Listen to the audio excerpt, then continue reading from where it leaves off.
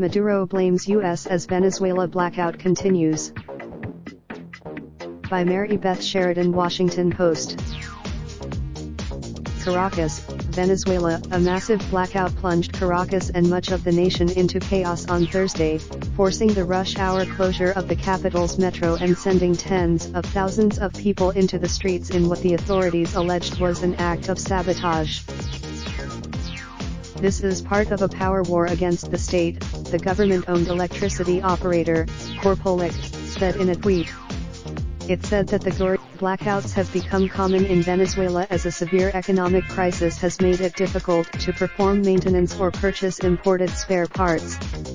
But the outage Venezuela is especially tense at the moment, as a US-backed opposition movement seeks to push President Nicolas Maduro from power.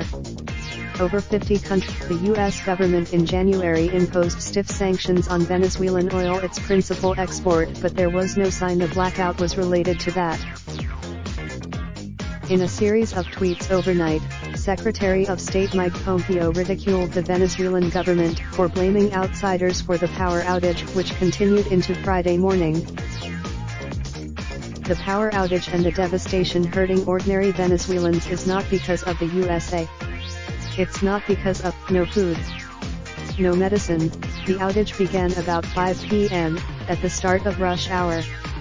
In some office building, Maria Lopez, 35, a cleaning woman, normally rides the metro but was forced to walk to her home several miles away after the trains shut down. I live so far. Tomas Castro, 36, a government employee, watched throngs of people pouring down the street in a central business district. This is not going. Today there's a blackout. Tomorrow there are. Nonetheless, anger at the government was palpable. Periodically, Mariana Dzu ±IGA contributed to this report. Get Morning Report and other email newsletters. Raindrop, drop top smoking, no cooking the hot pot. Fucking on your bitch, yeah, that. Looking up, open the park pot.